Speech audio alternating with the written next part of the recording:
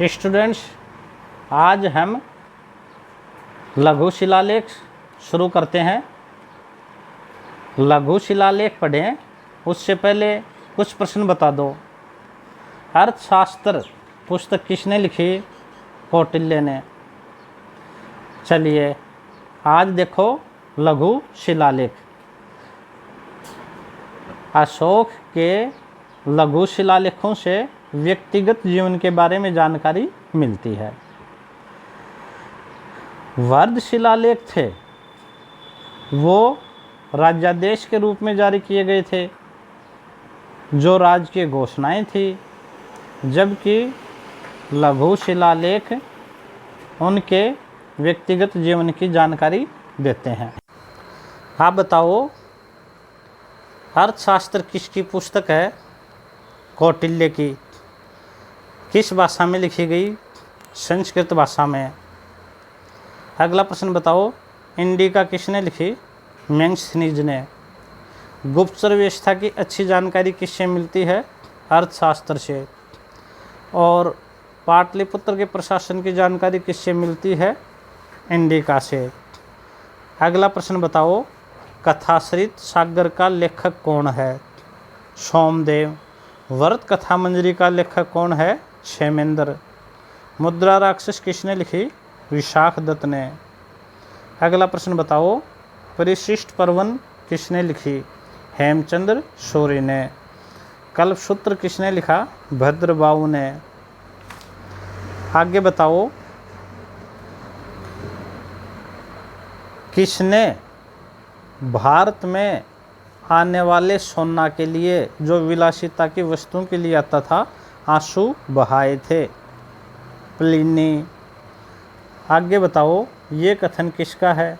उसने 6 लाख की सेना लेकर संपूर्ण भारत को रौंद डाला। प्लूटार्क। एक ये कथन बताओ, सिकंदर की मृत्यु के पश्चात भारत ने अपनी गर्दन से दास्ता का जुआ सैंड्रोकोस की सहायता से उतार फेंका। किसका है? जस्टिन का।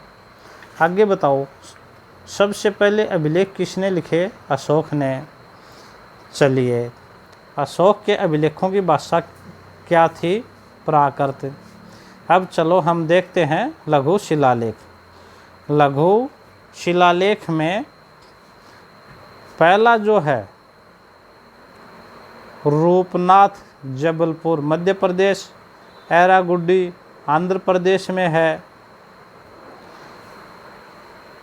अगला इम्पोर्टेंट है जो एग्ज़ाम में बार बार पूछा जाता है, गुजरा। वेरी इम्पोर्टेंट लगा लो। गुजरा है दतिया मध्य प्रदेश में। क्यों इम्पोर्टेंट है? इसमें अशोक का नाम मिलता है। खूब इम्पोर्टेंट, आपको याद करना है। Very very important. अगला सैसाराम, ये है बिहार। ब्रह्मगिरी कर्नाटक। मास्की खूब इम्पोर्टेंट है। मास्की है रायचूर आंध्र प्रदेश। इसमें भी अशोक का नाम मिलता है। इम्पोर्टेंट है, आपको गुजरा और मास्की दोनों याद करने हैं। तीसरा भाबरू अभिलेख, ये भी इम्पोर्टेंट है। भाबरू अभिलेख बैराठ जयपुर से मिला है, इसलिए इम्पोर्टेंट है। राजस्थान से बैराठ सभ्यता में पढ़ते हैं। इसकी खोज की थी 1837 में कैप्टन बर्ट। कैप्टन बर्ट आपकी एग्जाम में पूछा गया है। अगला प्रश्न देखिए, ये भाबरू अभिलेख से अशोक की बौद्ध धर्म में आस्था प्रकट होती है। इम्पोर्टेंट है। अशोक ने इस अभिलेख में बुद्ध, धम्म व संघ 3 शब्द लिखवाए हैं। बुद्ध, धम्म व संघ। प्रश्न है, अशोक की बौद्ध धर्म में आस्था किससे होती है? अगला है, अशोक के लिए प्रियदर्शी शब्द काम में आया है। और गुजरा में अशोक और मास्की में अशोक, और इसमें बैराठ में प्रियदर्शी शब्द काम में आया है। आगे देखो, यह कनिंघम द्वारा 1840 में कोलकाता ले जाया गया और वर्तमान में यह कोलकाता संग्रहालय में स्थित है। इम्पोर्टेंट है भाब्रू अभिलेख। अब अगला है अहरोरा, मिर्ज़ापुर उत्तर प्रदेश। सिर्फ नाम याद करना है। सिद्धपुर कर्नाटक, पनगुड़िया सीहोर मध्य प्रदेश, गोईमठ कर्नाटक। ये दो इम्पोर्टेंट है। नित्तूर इम्पोर्टेंट है। नित्तूर कहाँ है? वेलारी कर्नाटक। एक उद्योगोलम, ये भी इम्पोर्टेंट है। उद्योगोलम भी कहाँ है? कर्नाटक। क्यों इम्पोर्टेंट है? इन दोनों में अशोक का नाम मिला है। तो देखो अशोक के नाम वाले 4 अभिलेख हो गए। पहला हो गया गुजरा, जो दतिया मध्य प्रदेश है। मास्की रायचूर आंध्र प्रदेश से। एक भाब्रू अभिलेख इम्पोर्टेंट है, जो राजस्थान से मिला है। बौद्ध धर्म में आस्था प्रकट करता है। कैप्टन बर्ट ने इसकी खोज की थी और ये कोलकाता संग्रहालय में कनिंघम द्वारा ले जाया गया। 2 ये इम्पोर्टेंट है, नित्तूर उद्योगोलम, जिनमें अशोक का नाम मिलता है। ये हमारे हो गए लघु शिलालेख।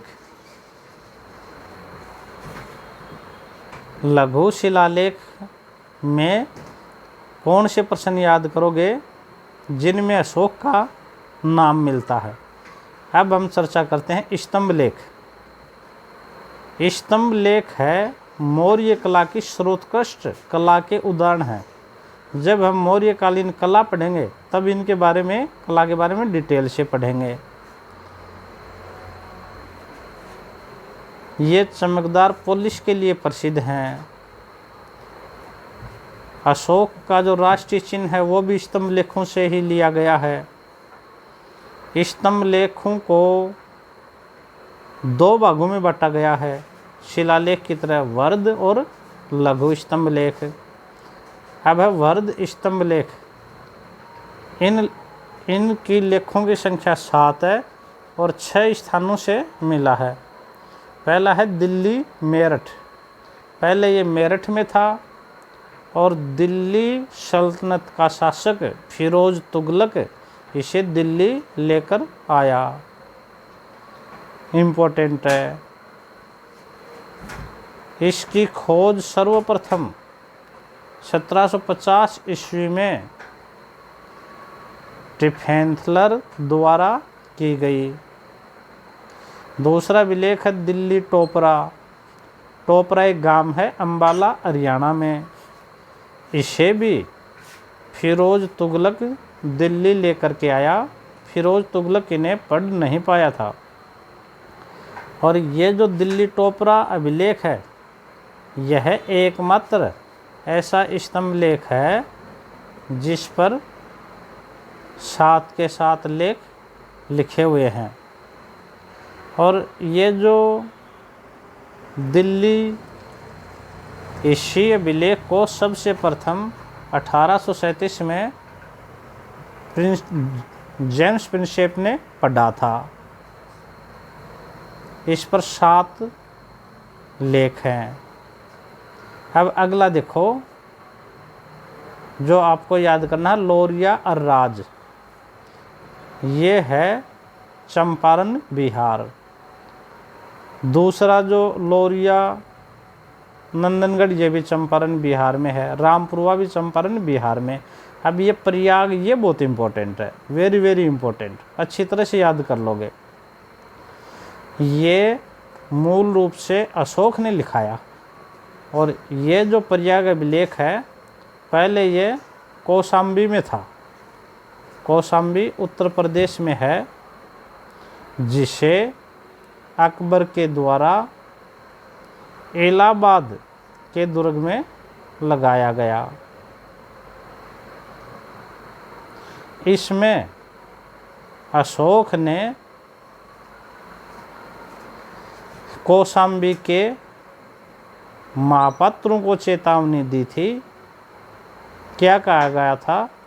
यदि कोई बौद्ध भिक्षु या भिक्षुणी संग में भेद करेगा तो उसे श्वेत वस्त्र पहनाकर संग से बाहर कर दिया जाएगा। संग से बाहर कर दिया जाएगा। खूब इम्पोर्टेंट है, आपको याद करना है। आगे इस अभिलेख में संग भेद करने वालों को तो चेतावनी दी थी। क्यों? उस समय संघ में, बौद्ध में कई तरह के विचार उत्पन्न हो रहे थे, इसलिए अशोक की बौद्ध धर्म में यह आस्था भी प्रकट करता है। इस पर अशोक की रानी कारुवाकी का उल्लेख है।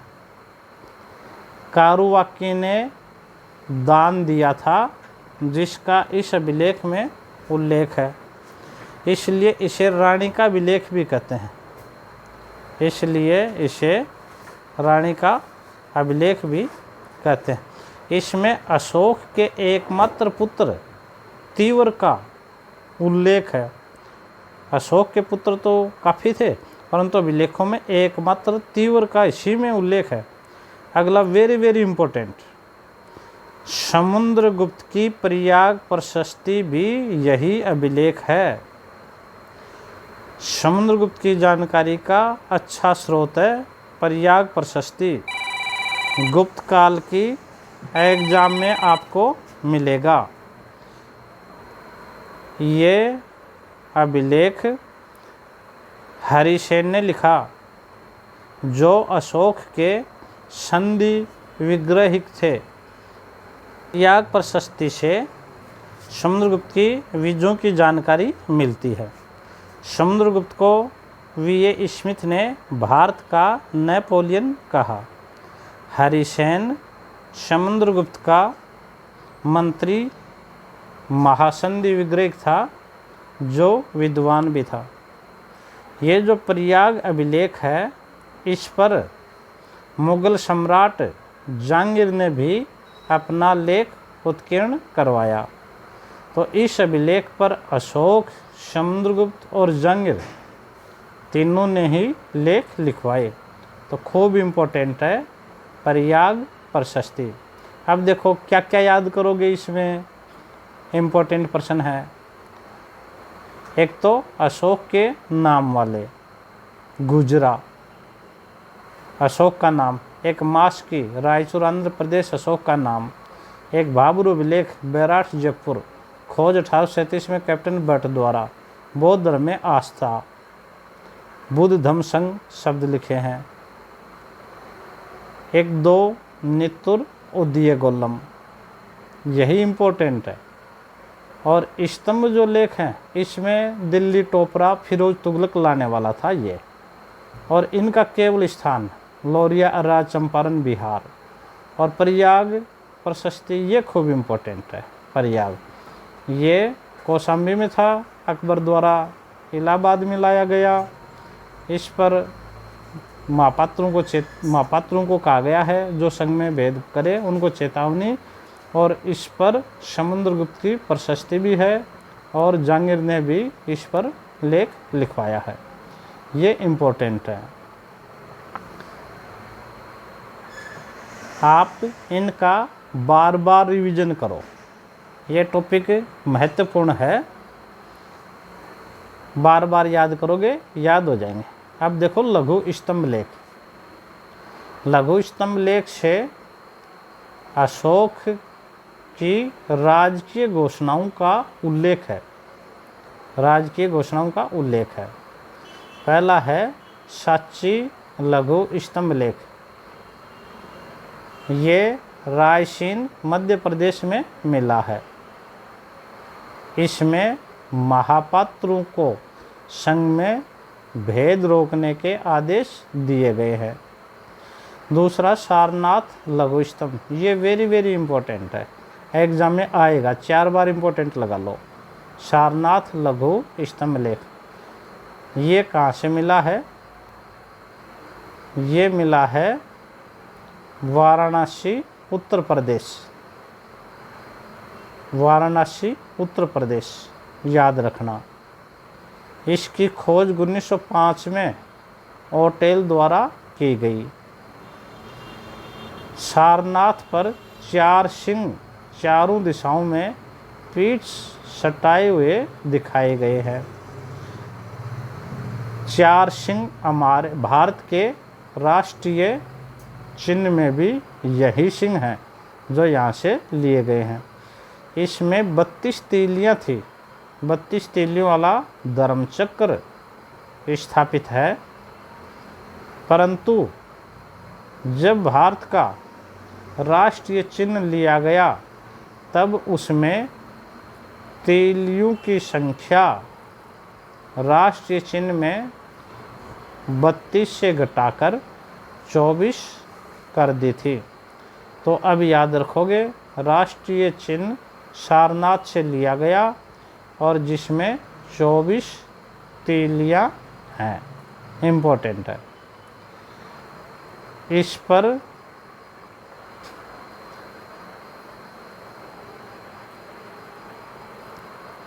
पशुओं का भी उल्लेख है। 4 पशु हैं, हाथी, घोड़ा, बैल, सिंह।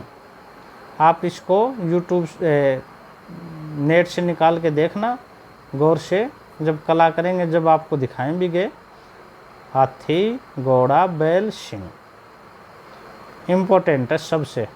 अगला है कौशाम्बी, जो उत्तर प्रदेश का था। अब है रुमिनदेई, ये भी इम्पोर्टेंट है। रुमिनदेई, रुमिनदेई का ही नाम वर्तमान में लुम्बिनी है और यहाँ महात्मा बुद्ध का जन्म हुआ था। महात्मा बुद्ध का जन्म हुआ था। अशोक ने बौद्ध धर्म ग्रहण कर लिया था, इसलिए उनके लिए लुम्बिनी महत्वपूर्ण था। ये नेपाल की तराई में है। एक इम्पोर्टेंट, इससे मौर्य काल की अर्थव्यवस्था की जानकारी मिलती है। लुम्बिनी की यात्रा अभिषेक के 20वें वर्ष की।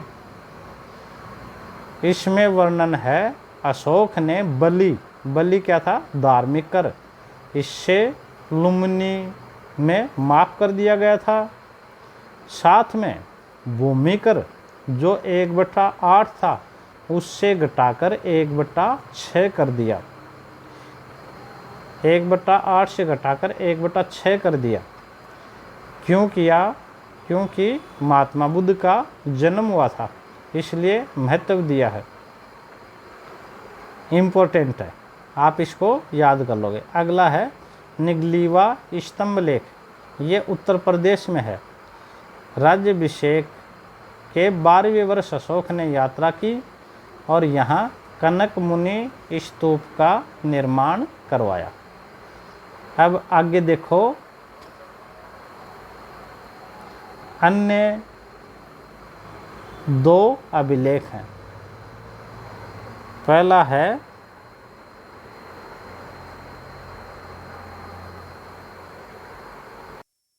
महास्थान अभिलेख, ये बंगाल में मिला है।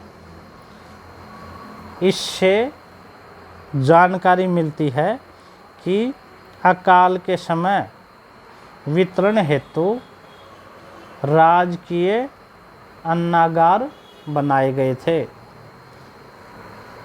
इसका उल्लेख इसमें है। साथ में काकिनी नामक सिक्के का उल्लेख है। याद रखना, कौन सा सिक्का? काकिनी। दूसरा है सोहगोरा अभिलेख, ये है उत्तर प्रदेश में।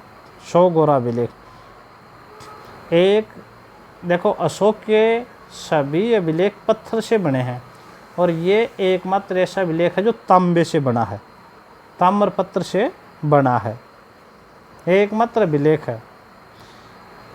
इस पर अन्नागार के चित्र अंकित हैं। अन्नागार के चित्र अंकित है। अब आ जाओ गुहा अभिलेख। गुहा अभिलेख गुफाओं को खोद करके बनाए गए थे। गुहा अभिलेख ये निग्रंथों, भिक्षुओं और आजीविकों के लिए बनाए गए, आजीविकों के लिए बनाए गए थे।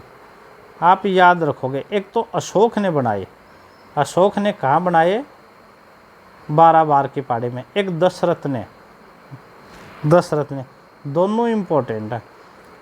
अशोक ने 12 बार की पहाड़ियाँ, ये है गया बिहार में, गया बिहार में।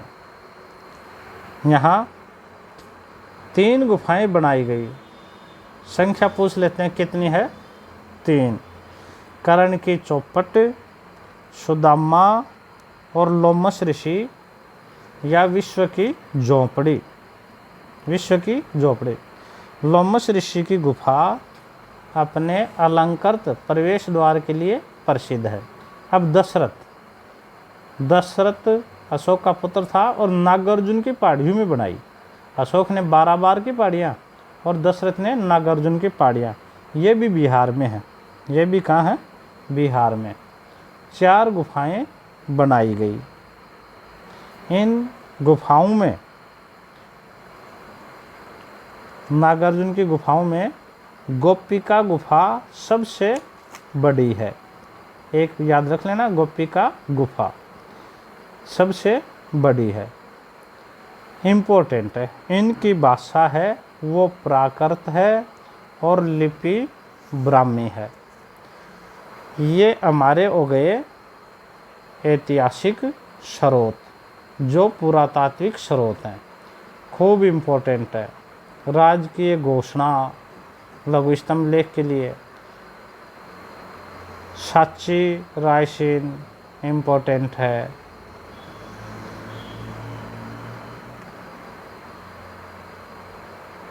महापात्रों को संघ में भेद रोकने के आदेश दिए गए। सारनाथ है लघु स्तंभ, वेरी वेरी इम्पोर्टेंट है। क्यों? क्योंकि राष्ट्रीय चिन्ह लिया गया, इससे राष्ट्रीय चिन्ह लिया गया है। खोज 1905 में ओटेल द्वारा की गई थी। 4 सिंह दिखाए गए हैं।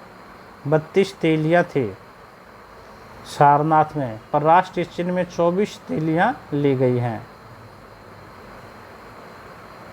हाथी, घोड़ा, बैल, सिंह पशु दिखाए गए हैं। रुमिनदेई नेपाल की तराई में है, महात्मा बुद्ध के जन्म स्थल से संबंधित है। महात्मा बुद्ध का जन्म हुआ था। अर्थव्यवस्था की जानकारी मिलती है। 20वें वर्ष यात्रा की, बलि धार्मिक कर को हटा दिया गया। भू राजस्व 1/8 से घटाकर 1/6 कर दिया गया। निगलीवा स्तंभ लेख उत्तर प्रदेश, कनक मुनि के स्तूप का बनवाया। महास्थान अभिलेख बंगाल से, काकनी सिक्के का उल्लेख।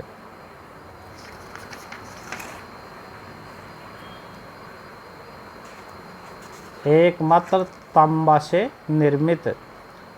अशोक ने 12 बार की पहाड़ियों में, दशरथ ने नागार्जुन की पहाड़ियों में गुफाएं बनाई। गोपिका गुफा सबसे बड़ी थी। भाषा प्राकृत, लिपि ब्राह्मी। खूब इम्पोर्टेंट है, इसको अच्छी तरह से कर लेना।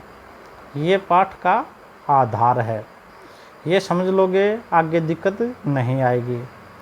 खूब मन लगा करके पढ़ेंगे, अच्छा रिजल्ट देंगे और इसको बार बार रिवीजन करेंगे। प्राचीन भारत का सबसे महत्वपूर्ण टॉपिक है ये।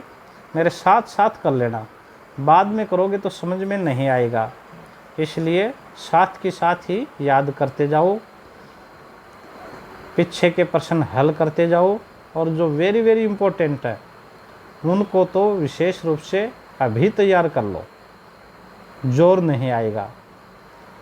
साथ में आगे की जो क्लास होती है उसको पहले ही पढ़ के आओ, ये सबसे महत्वपूर्ण टॉपिक है। अगली क्लास में हम चंद्रगुप्त मौर्य पढ़ेंगे, तो आप पहले से ही चंद्रगुप्त मौर्य को तैयार करके आएं। साथ में आपके पास जो भी गाइड है, जो भी बुक है, उससे भी टॉपिक को पहले ही तैयार कर लें। पूरा समय तैयारी को दे। धन्यवाद।